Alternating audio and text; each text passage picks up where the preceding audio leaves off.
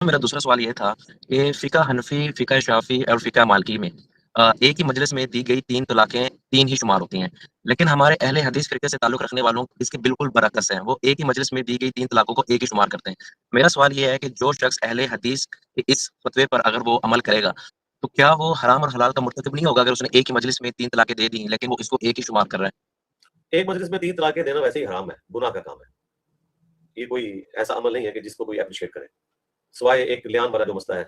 وہ ایک الگ سے چیز ہے۔ عام حالت میں جو 3 طلاقیں دی جاتی ہیں تو دینا ہی حرام ہے، ایک طلاق دے لینا کافی ہے، 3 مہینے کے بعد خود بخود نکاح ختم ہو جاتا ہے، طلاق بائن بن جاتی ہے۔ اہل سنت کا تو اس پہ اتفاق ہے کہ ایک مجلس کی 3 طلاقیں 3 ہی تصور کی جائیں گی، اگرچہ دینا حرام ہے لیکن ہو جائیں تو اسٹیبلش ہو جائیں گی۔ یہ امام تیمیہ نے ایک مسئلہ کھڑا کیا، اس کی وجہ سے اہل حدیث کی اکثریت اس طرف چلی گئی۔ اہل حدیث میں بھی تمام علماء کا یہ موقف نہیں ہے، ہمارے جو استاد تھے شیخ زبیر لیزئی رحمہ اللہ تعالیٰ، جن کے بائے کا کوئی محدث عجم میں ہمیں تو نظر نہیں آتا،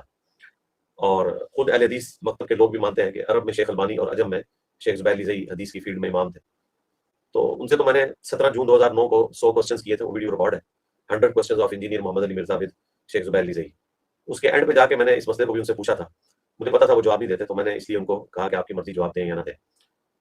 تو انہوں نے کہا میں اس مسئلے پہ نہیں بولوں گا۔ ان کا موقف بھی یہی تھا کہ ایک مجلس کی 3 طرح کے 3 ہیں۔ اب جو لوگ ان فتووں پہ عمل کر رہے ہیں وہ ان کا معاملہ اللہ کے سپرد ہم کرتے ہیں، ہم سے کوئی پوچھے گا تو ہم تو اسے یہی بتائیں گے کہ بھائی یہ معاملہ غلط ہے،